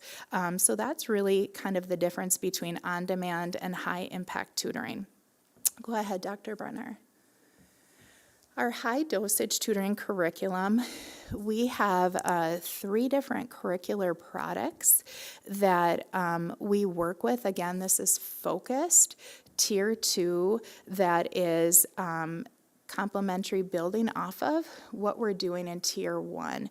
The tutors that are being used are trained and they receive professional development in these different curriculums. We have one district tutor that has been trained in this, and the other tutors that we have are virtual through the provider that we use, and they train all of their tutors as well. Go ahead, Dr. Brenner. Here are the schools that we have started with and where we are heading. So you'll see that we had Lake Agassiz, Phoenix, and Wilder, as well as Valley, that were our first to start schools last year, and we were able to start this in second semester, and you'll see our numbers were small there, but as you'll see in upcoming slides, we were able to see some pretty significant gains. Then we invited these same students to move forward with summer programming. And then you'll see that in the fall, we added a couple of schools. This was not us going out and asking other schools. This was schools coming to us to say, we've heard what's going on. We want to be a part of that. So you'll see that it's now in all three of our middle schools for the summer. With respect to math, Valley is doing literacy both last year and now this year, and then you will see as we move forward in the next piece that we talk about the research study, we have all of our middle schools that are going to be participating in math for starting second semester. As you go to the next slide, Dr. Brenner, thank you, you'll see again, these are smaller sample sizes, but we were at a place where we felt we had enough data to just be able to give you some initial conclusions here for you. So you'll see that students who participated in one or more tutoring sessions, as a reminder, what this is really designed for is 3 times a week, 8 to 12 weeks, depending on the students. So just even the power of one tutoring session, 30 minutes, we were able to see 16 percentage points in their score improvement. And when you look at that just with one session, and some of these obviously more, but I think that's pretty significant here. Dr. Brenner, I'll take the next slide, please. So here, when you look at their scaled score, we'll see an average improvement here of 33.63 points. I'm sorry, of 62 points compared to 33. So we're seeing quite significant there, almost 30 points difference. And then again, I just want to be clear, this is just data from students that completed one tutoring session or more. The next slide shows a little more in depth with what I've been talking about here, where it talks about the number of students that participated by the number of sessions. So as you can see, when we're getting up into the higher number of sessions that they completed, you're seeing the impact that it's having. Why did some students complete 1 and some students complete 28 to 30? A variety of reasons. Last year, we learned a lot when we did it in our launch. Some of our schools did it in the after-school programming with Encore. That was really good in the fact that it was pretty easy for us to schedule that so they weren't missing any instruction. What was the downside of that? That's where you're seeing 1 to 3, 4 to 6 sessions, is that we didn't have the best attendance. So we were seeing that that impact could have been much more if we moved that during the day, but still not pulling them out of Tier 1 instruction, because it is not best practice or effective for us to have our students getting this intervention and missing Tier 1 instruction. So that was a real big takeaway for us, is how do we do this within our elementary schedules and our master schedules at secondary to ensure that our students get it during the day, but not during Tier 1. And you can see just how much that we have of that impact. Go ahead, Dr. Brenner, with the next slide. here, again with our smaller sample size, or smaller number of participants, but still enough to draw some conclusions for you. I'm not able to pull as I do usually for you by student group just because of the sample size, but you can really see the impact that this has had on our students of color. So you'll see that of our Native American students who participated, nearly 78% showed gains. Hispanic Latino, 60%, and students who identify as Black, nearly 88%. So when we look at interventions, it's so important to see this work. How do we know that it's working? What is that looking like? So these are some pieces that we just wanted to share with you as that question has come up when we've presented high dosage tutoring as an intervention in the past, and now we felt that we had enough data. Right now, our high dosage tutoring is all funded out of ESSER, which has really been, as we've heard in other areas, such a good funding allocation for us to really do work like this. It's definitely aligns exactly what the spirit of ESSER is as far as COVID recovery and really impacting the students who were most impacted by COVID. Moving forward, a sustainable funding for this would likely be to have it in our schools that are identified as Title I. Now, while you have seen that we are growing in the number of students, we don't necessarily want to grow forever in the number of students in high dosage tutoring. As we continue with the great work that Amy Barch and the curriculum team presented on a few meetings back about our work with science of reading, foundational skills, all of that, we should be seeing fewer and fewer students that need to have this skill remediation occurring. Are we always going to be seeing some students that need to have Tier 2 and Tier 3 interventions? Of course. But we don't want to see this year over year, up, because then that tells us we got to take a look at Tier 1. I'm going to pause here. The next agenda item is in a different part of the board meeting. It's related, but I just want to pause for questions here. Thank you, Dr. Brenner, for your help.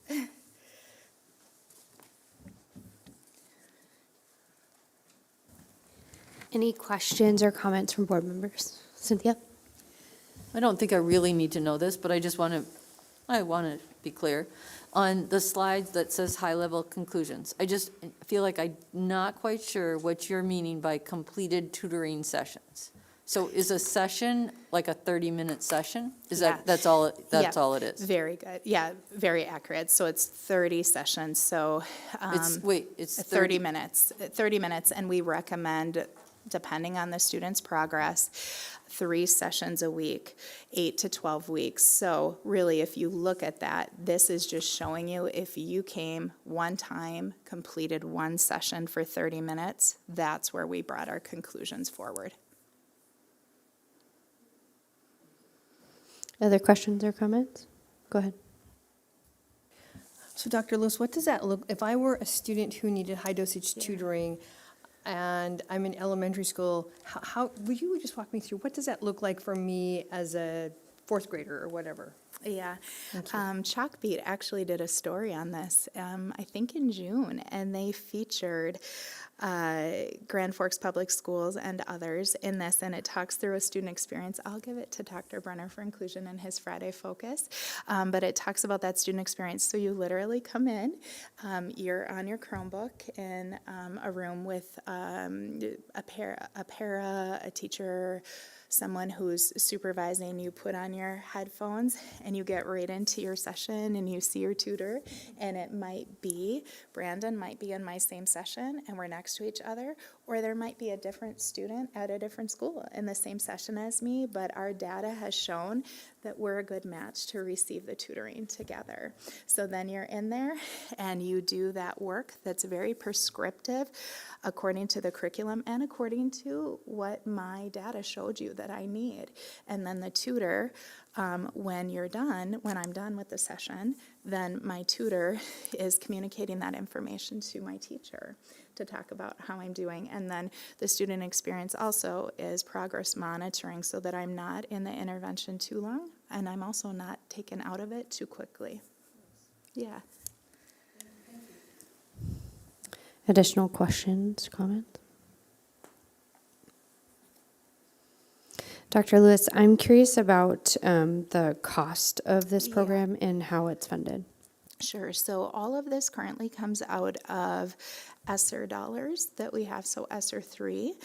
Moving forward, after those ESSER 3 dollars have expired, we will likely move to having that funded out of Title I dollars. And the tutoring sessions for our Grand Forks Public Schools tutor that does those sessions, that's just paid out of her salary that we pay. For the tutors that we pay for, I believe it's $24 an hour that we're charged for the virtual tutors. And then we pay a licensing fee. The nice thing about the licensing fee is sometimes with companies, if we buy 200 licenses and I'm in the intervention for 12 weeks, no one else can use that license. Once I'm out, someone else can come in on my license and use the same license. So I'll get those exact dollars for the Friday Focus as well. Thank you. I recently read an article about declines academically from COVID, but how some literacy programs are actually predicting that we're going to catch up and that students are going to catch up. Have you found through this program, or is that something that you've been in tuned with in terms of like the declines and where we're progressing, specific to sort of the COVID times as well? Yeah. I'm assuming so because ESSER dollars are being used for it as well. But Yeah, so I'll showcase a little bit when you heard Amy and Jess present the STAR scores and the CBMs, you really saw, I will say, significant growth in a very short amount of time. So that was one measure. And Northwest Education Association, who is the owner of MAP, that MAP assessment, they have done a lot of work, and they were really, I'll call them front runners. They began their work in April of 2020, and the previous district I was in, we were one of their think tank districts. And they came to us, and I will never forget, they said in April to us of 2020, you are going to see students coming in at about a year's loss of growth. And I was like, my gosh, that's so terrifying. And then when we met with them in September, when they had actual metrics that they used, it was clocking in at 2.5 years of recovery time for students. So I think that that NWEA research really still stands on 2.5 years. I think our data is showing that at the annual report, we saw marketable gains in special education. So I think as we continue to move forward, we will see our students back to pre-pandemic levels. I will say that the pandemic also elevated student groups that were not performing at standard that maybe districts didn't elevate. And so there were struggles prior to pandemic, and I think those have been elevated as well. So I think that we're coming out of it, and to your point with the literacy work, I think it's a combination of the really tight multi-tiered systems of support, but I also think it's as we continue as educators to get just deeper in how we are teaching reading and literacy. So I think that we are definitely turning the corner, but 2.5 years was about what I think has been seen nationally. The NAEP assessment showed that loss too, nationwide. thank you very much. Any other questions or comments for this portion? Go ahead. I don't mean this in a negative way, but I do think about the paraprofessional pay that we give our paraprofessionals in the district live, and I just think we need to be aware of that in terms of a $24 tutor and a $14 para, for example. So I couldn't help kind of think about that when you were talking, sorry. I don't mean it in a negative way, I just think it is something that the board needs to be aware of. The pay for paraprofessionals is quite low. And I would love it if we did not have to use their virtual tutors. I would love it. The virtual tutors have been, honestly, a good resource for us in this time of continued staffing shortages. But if we can get to a place, it would be wonderful if we can get to a place where all of our tutors, whether it be paraprofessionals, however that works, are trained in it and have the PD and they're the ones delivering it. That would be phenomenal.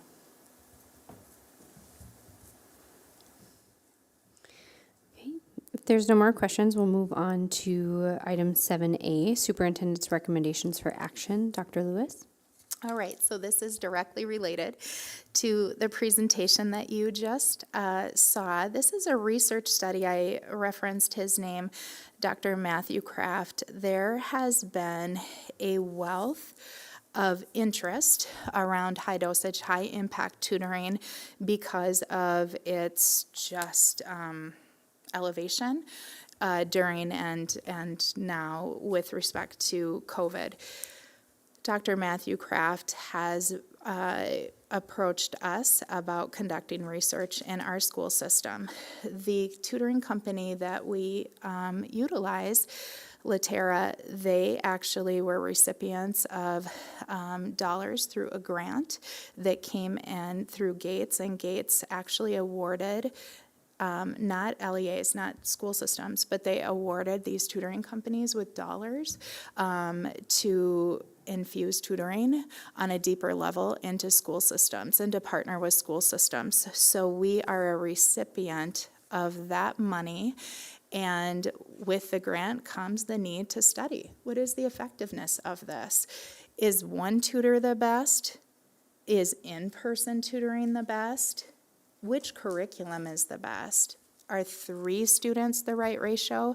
So these are pieces then that go along with the high dosage tutoring that we are already doing, and this is all focused on middle school.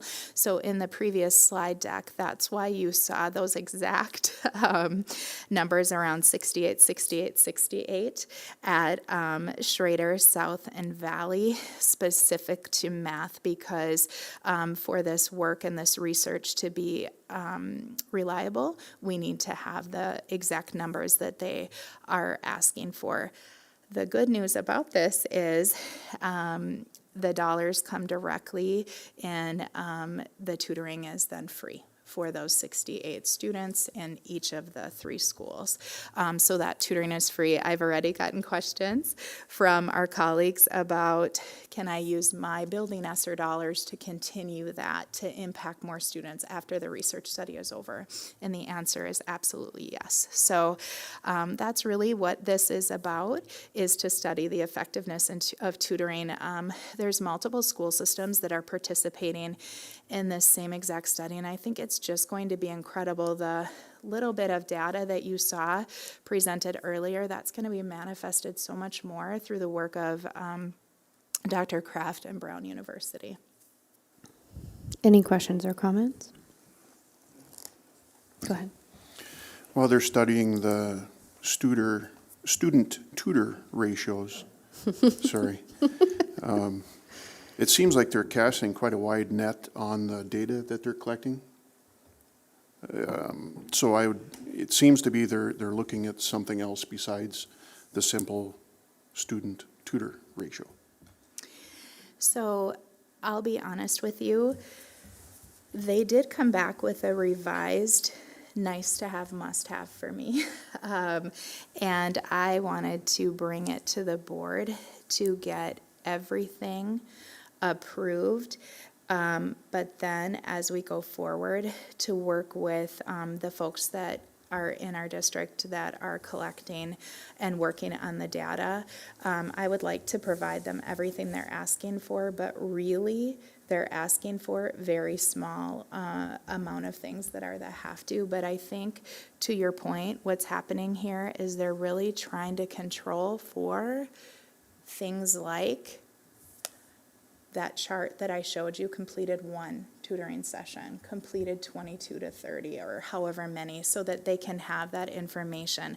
What are the other factors here that are impacting potentially the effectiveness of the tutoring? So I think by bringing in those factors, that's what the researcher is also trying to study, is to see, okay, does it make a difference if students complete 1 session? Is it, if students are chronically absent, is it worth it as far as from a data perspective for districts to invest in this intervention for students that are struggling with chronic absenteeism? Potentially we need to look at something else. So I think that's why they're pulling as a nice to have all of those different items. Also, with the work that districts do by student group, are the students served on an IEP or not? Are they English language learners?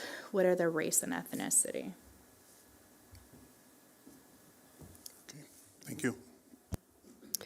Dr. Lewis, I forgot to ask this question, but since these two are related, I didn't see any air-based schools represented for elementary or middle school. Are they included in this, or? We have not included them in our pilot. Honestly, we really focused on schools that showed the most need in their data. And just, we did that from, while we have the ESSER dollars, there's a finite number, a dollar amount there. So we started with our schools that really showed the highest percentage and number of students that were significantly below proficiency level. Okay, thank you very much. Is there a motion for approval? Dr. Shab, is there a second? Monty, any further discussion? All those in favor signify by saying aye. Aye. All those opposed, same sign. Roll call. Okay, we'll now take a roll call vote.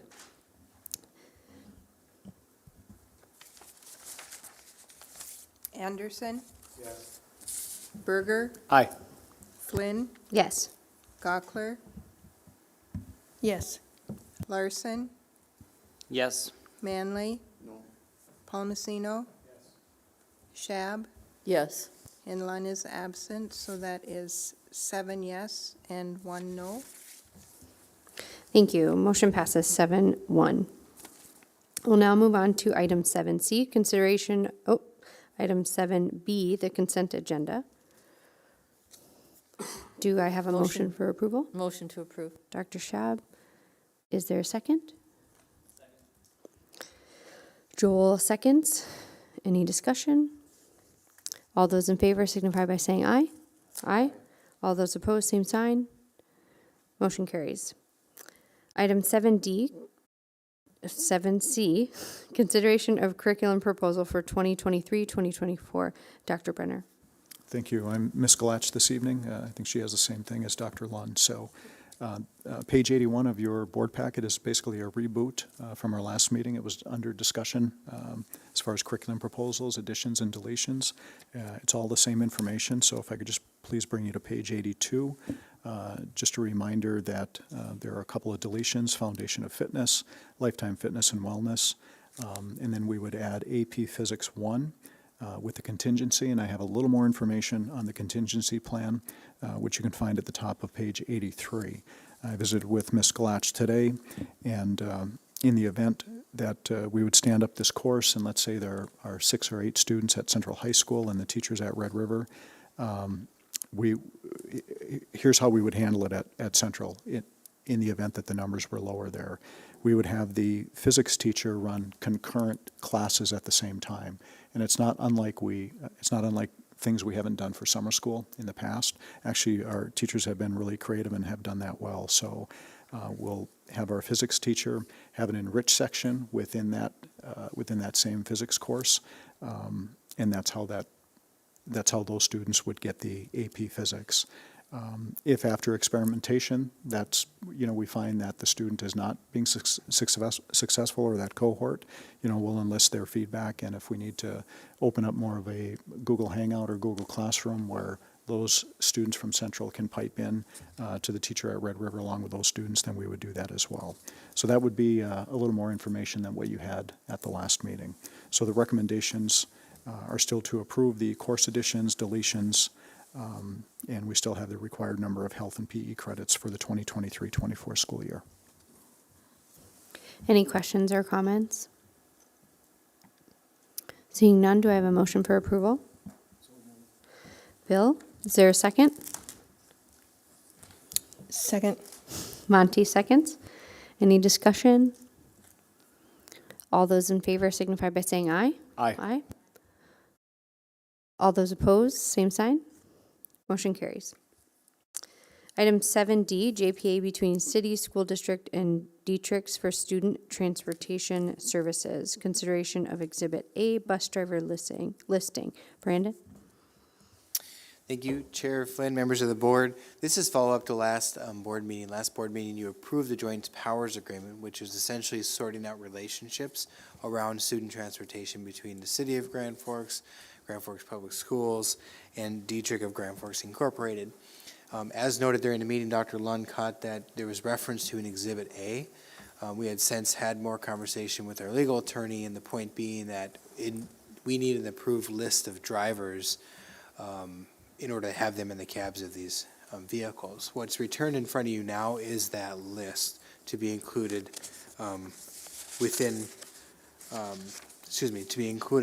with the agreement itself, which is included as an attachment for your consideration.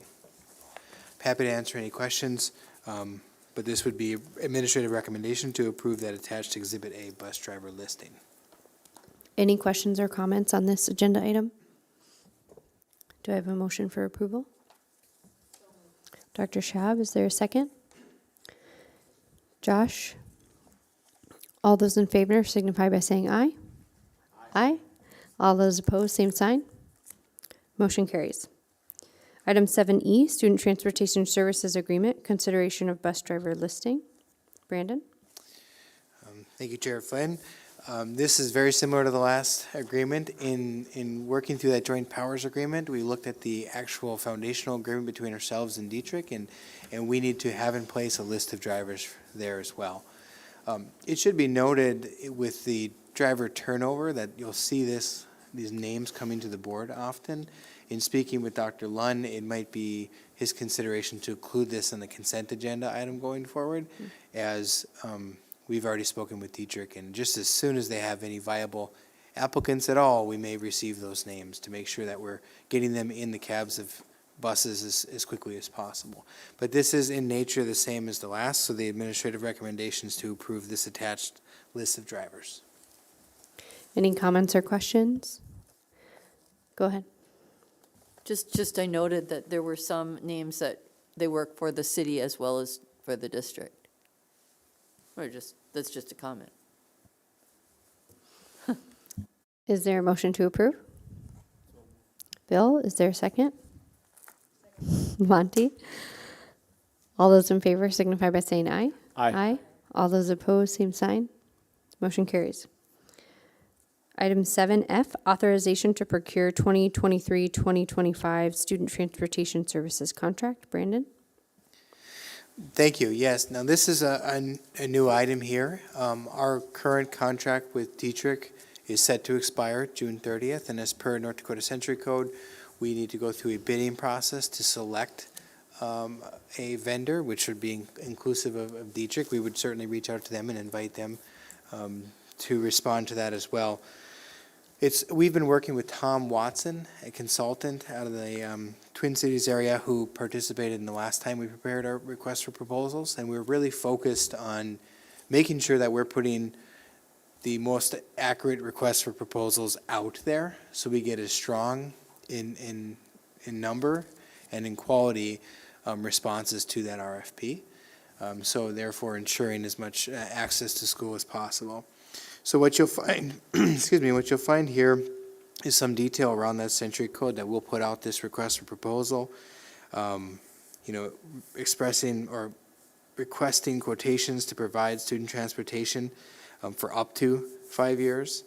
And then there's a little bit more context here as well. There is a legal attachment. So this process itself would be, it would take some time. The current timeline we're looking at would actually be to come back to the board with possible bids to consider, even as late as March. There's a process involved. What I'm requesting, an administrative recommendation, is to approve this initial, or to initiate the procurement process and post this legal notice that's within the memo, and we would do that in January, therefore setting that process in motion.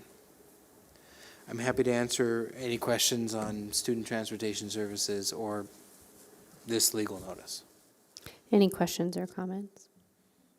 Go ahead. Brendan, where does this kind of proposal get posted? Is it just in the Grand Forks Herald, or because you're using Tom Watson with his consulting group, is there a wider range? And second part of that question is, are there other potential services like Dietrich's in our local region? No, I appreciate the question. So the legal requirements are that we post it in the newspaper, and we make generally a broader document with the requirements that we're looking for in those responses available on our website.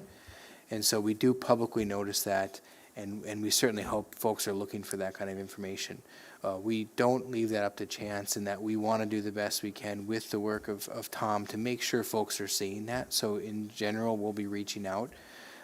As far as the number of providers, Tom has spoken about identifying up to a half a dozen that he would just like to make sure they're considering. Now, the only one with the footprint in Grand Forks today is Dietrich.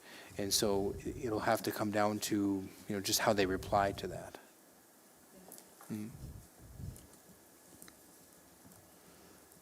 Is it possible that the requirements of the procurement would allow for someone who's not a current company to basically start a company?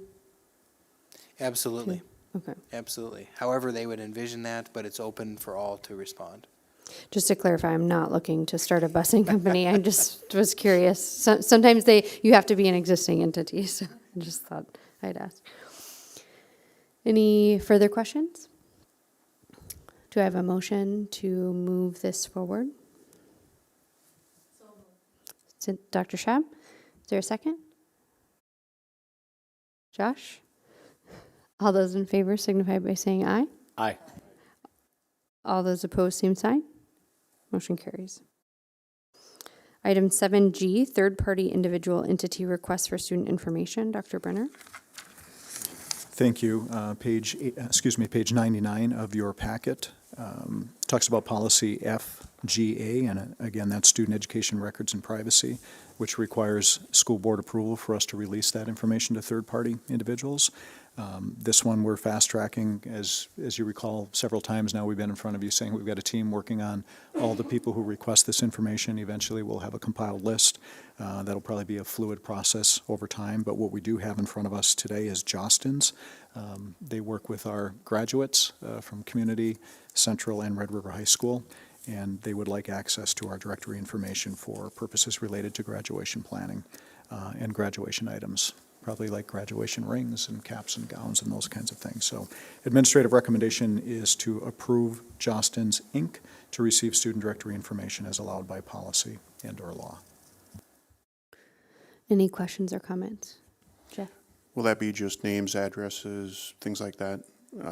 What kind of information, I guess? It would be what we have in our policy, but not beyond that policy. We won't reach beyond that.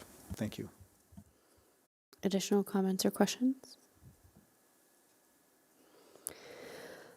Do I have a motion to approve? Monty, is there a second? Bill? Any discussion? All those in favor signify by saying aye. Aye. Aye. All those opposed, same sign. Motion carries. Item 8A, any announcements? Okay. We're watching the weather. Okay, we've been watching the weather since last week. So I've got a 5:30 a.m. call tomorrow morning with local leaders, which includes UND. UND is on a little bit of a different schedule because it's finals week. But I think at this point, school should be in session tomorrow. We are watching, though, for the ice and what transportation could look like to the base and our base bus that brings kids to Central High School. So just know we're very much on top of that. We'll see how the week progresses. Thank you. Any other announcements? Okay, go ahead. I saw in the ND, the North Dakota School Board Association newsletter that we all get, that they were looking for legislative volunteers for the committee. And, you know, I can hardly say no. So I said yes to that. And I'll begin meetings in January on Friday afternoons. And I don't think I saw anybody else's name there, but I'm happy, I'll share all the information I get. So I'll be happy to pass it along so we can be in the know and do what we need to do to be proactive as much as we can. Thank you for serving on that committee, Monty. Melissa, do you have anything? Okay. School board norms, Cynthia, how do we do? I thought we were quite respectful, thank you. Thanks. Oh, no, I didn't. Item 8B, request for future consideration. Any requests? I have a Go question. ahead. I'd like to learn about potential pools. Like swimming pools, pools, billiard sorry. pools, okay. Okay. I'd like to be in the billiard room with Mrs. White and, no, the swimming pools, thank you. Okay, maybe expansion like, What, I know our pools are all closing, this is for swimming team people, right, Ryan? Help me out here, buddy. So how will that look after our swimming pools, after the Hislop closes? okay. Thank you, I'm sorry I botched that. No, up. it's okay. Any other future requests for consideration? Okay. Before we adjourn, do we roll into the meeting, or can we not start until 8:15 to the next one, technically? Not early. Okay. So everyone gets a break between. So we are adjourned for the regular meeting of the school board.